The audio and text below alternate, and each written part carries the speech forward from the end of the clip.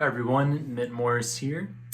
In my next little mini lesson talking about the most frequently asked questions I get in my private lessons, I'd like to talk about finger positioning and how it relates to our previous two lessons on anchoring our notes to chords. Finger positioning is very, very important. With beginner students, I always start off teaching them how to divide up the fretboard in either 3 frets or 4 frets, or 3 fingers or 4 fingers. A common exercise I'll give to them is playing with our first 3 fingers, pointer, middle, and ring, just a basic 1, 2, 3, 1, 2, 3, 1, 2, 3 across each string. But then what I'll try and have them do is shift between different groups of 3 or 4 sometimes, by sliding with the finger that is closest to where they're going. So what I mean by that is if we're playing on 1, 2, 3, 1, 2, 3, and I want to slide up to my 5th fret, I'm going to slide with the finger that's closest there. So I'm going to slide with my 3rd finger. And then if I want to slide back down, I'm going to do the same thing, but slide with my closest finger, which is my 1st finger. So then I'll slide down, 3, 2, 1, 3, 2, 1, 3, 2, 1. And so that practice just kind of helps you see the fretboard in kind of 3 fret kind of patterns and kind of blocks or segments. And while that can just help with technicality of moving up and down the fretboard without kind of tripping over your fingers, if we look at just basic chords, we can kind of see that they all fall within 3 frets. So to look at open chords for a second, look at a basic C chord.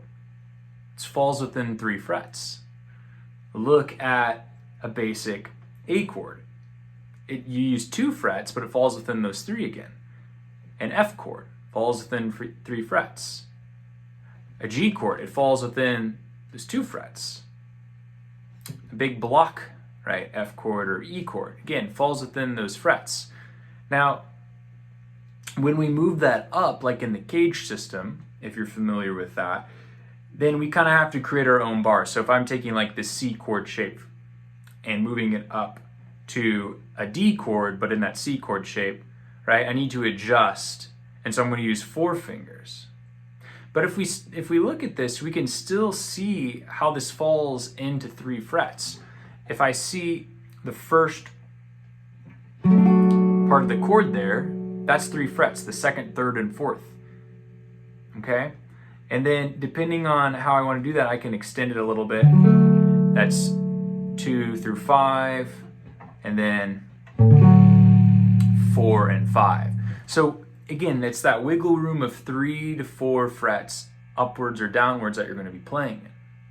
So I say all of that just to kind of maybe bring that to your attention, but when we're learning melodies to songs, and we're trying to figure out where the closest chord is underneath that melody, we need to keep that in mind of that group of 3 frets, or up or down a fret, you know, with that kind of extended 4th fret, potentially, to find those different chord shapes, because that's going to be the easiest way to grab those shapes with our fingers within those frets. And again, it kind of reins you in terms of looking for a chord if you can't figure out where that chord may be.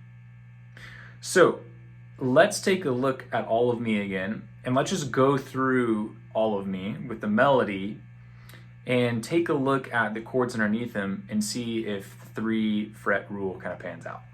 So if we're playing the first part, we're playing a C chord.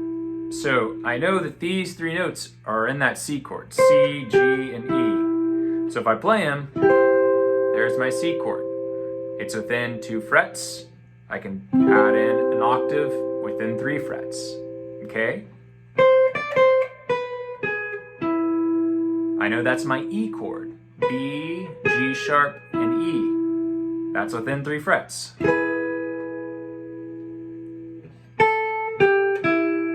Okay, that is an A chord.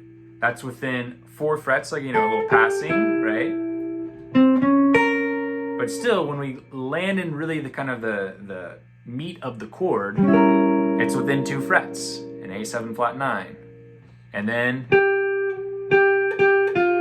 there's my D minor chord within 3 frets with the little extension. Now, go into the E again. This is an E chord. We're bringing out the E7. We'll talk about that in a later video where we can get more in depth with the actual chords. Still, it's an E or E7 right there. Okay? So we have, there's my A minor chord. How do I make that one? Well, D to C, there's my A minor right there, within the 3 frets. Okay, this is over a D chord, a D7. That little part of the melody, within the 3 frets of that D triad.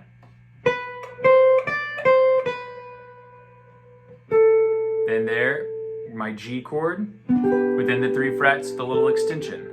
So we can see how that 4th finger, right, or that 4th fret, above or below, it's typically above in pitch, right, is just kind of an extension. It's a passing note. It's an extra color.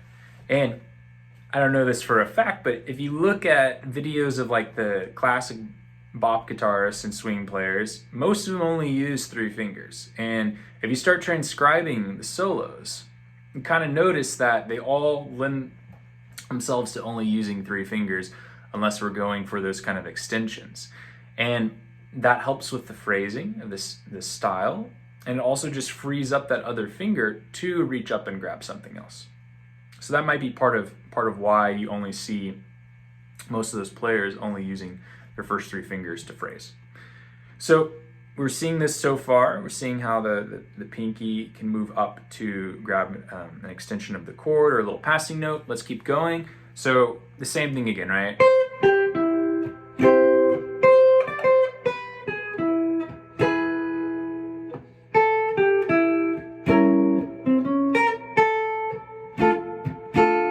D minor. Okay, now we're going to the F. So I've got my F right here, 3 frets, and F minor if you like that harmony, and then there's my E minor, C major 7 within 3 frets. There's my D minor, right? D minor 7 with the extension above, 3 frets, right? And then this part right here, my G chord, right? Within 3 frets. So you can see how if we can just move around in that group of 3 up and down, leading with our ring finger and leading with our first finger, we have a nice motion and good economy over the fretboard. So take that into your own tunes that you're learning. Try and limit yourself to those 3 fingers and see how those chords can work. And then what we'll do in the next lesson is drop this all down an octave and see how that works in the same exact way. Play one out.